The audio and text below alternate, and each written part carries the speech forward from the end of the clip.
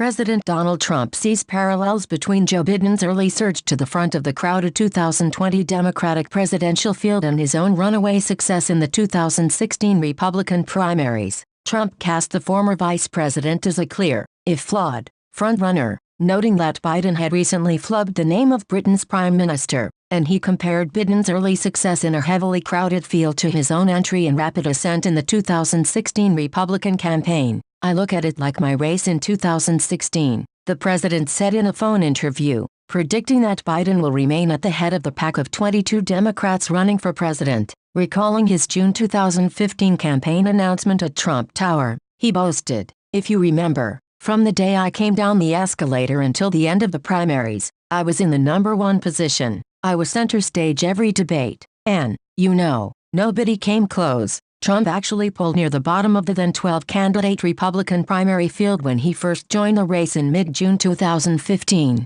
but he became the clear GOP frontrunner within several weeks, and no other candidate ever decisively claimed that mantle from him. Trump appeared to be following Biden's early days on the campaign trail closely. At one point, he mocked the former vice president for last week mistakenly referring to Margaret Thatcher instead of the current British Prime Minister, Theresa May. Biden quickly corrected himself, calling it a Freudian slip. "Is that a good frontrunner? I don't know. That was a beauty," Trump said. He suggested that he doesn't see his other Democratic rivals as serious threats. "It seems that many of them aren't registering with, the public," Trump said. Senator Bernie Sanders, IVT, he added, seems to be going in the wrong direction. Asked specifically about South Bend, Indiana, Mayor Pete Buttigieg, Trump was dismissive. "Alfred E. Newman cannot become president of the United States," he said, comparing Buttigieg to the iconic boyish Mad Magazine cartoon character. Buttigieg said, "I'll be honest, I had to Google that.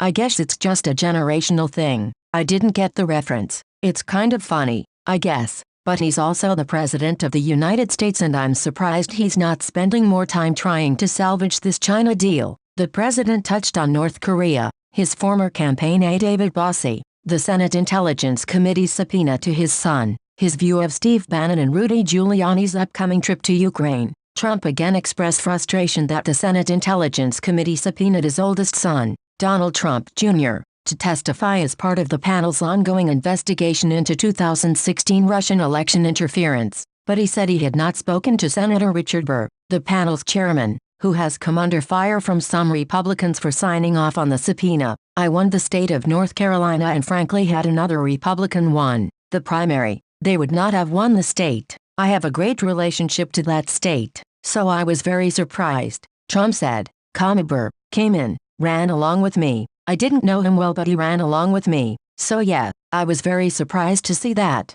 The president also gently criticized his former deputy campaign manager and longtime friend David Bossie, who has been accused of using his political group to scam Republican voters out of millions of dollars for personal financial gain under the guise of supporting Trump's re-election. "I would be disappointed in David if he did that," he said, later adding, "I would be disappointed if everything wasn't on the up and up." Trump's 2020 campaign issued a sharply worded statement on Tuesday saying that it condemned any organization that deceptively uses the president's name, likeness, trademarks, or branding and confuses voters. The campaign encouraged authorities to investigate all alleged scam groups for potential illegal activities. Trump said he has not spoken to Bossie about the subject. In a statement, Bossie said, "For 15 years we have scrupulously complied with every campaign law and regulation that exists. The accusations are false and personally offensive to me." He added that he has worked tirelessly to support President Trump and his agenda and "I am not going to let smears from old enemies on the left stop me,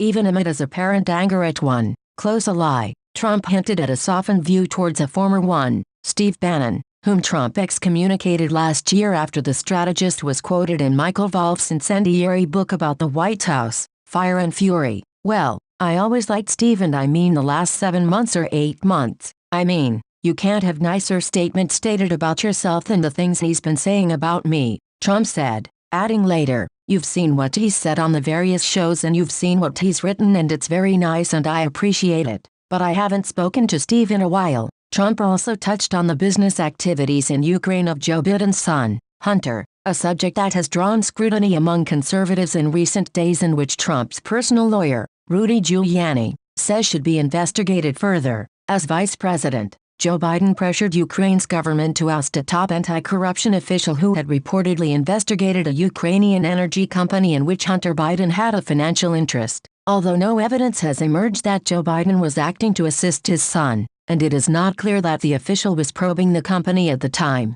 Trump has also alleged that Ukraine's government aided Hillary Clinton's 2016 campaign by releasing damaging information about his since-jailed campaign manager, Paul Manafort, who made millions doing political work in the country. Some Democrats have expressed concern that Trump could direct the Justice Department to pursue the allegations, which they call a diversion from Russia's systematic 2016 election meddling, and warn that it would be an abuse of power for political purposes. When asked whether he would consider directing Attorney General Bill Barr to investigate the Bidens, as some Democrats fear, Trump said he had not spoken to Barr about the issue, but he left open the possibility, saying certainly it would be an appropriate thing to discuss with Barr. Certainly it is a very big issue and we'll see what happens. I have not spoken to him about it. Would I speak to him about it? I haven't thought of that. I mean, you're asking me a question I just haven't thought of, he said, noting it could be a very big situation for Biden. Because he's a Democrat, it's about 1/100 the size of the fact that if he were a Republican, it would be a lot bigger,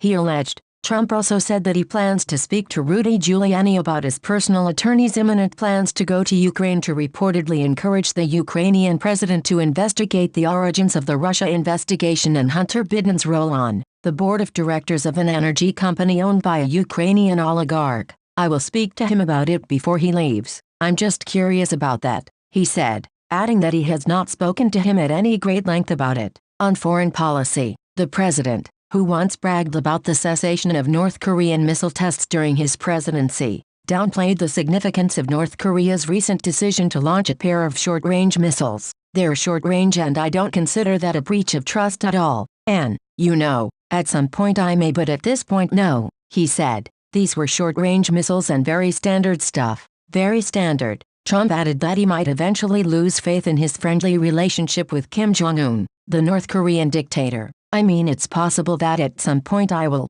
but right now not at all, he said. Minutes before the interview, Trump tweeted that trade talks with China would continue, suggesting that negotiators were unable to reach a compromise. Unprompted, the president marveled about the instant effect his China-related tweet had on stock prices. It seems to be having quite an impact on the market. I looked, the market was down, he said. Now I think it's up 181.44. So, it shows you what happens.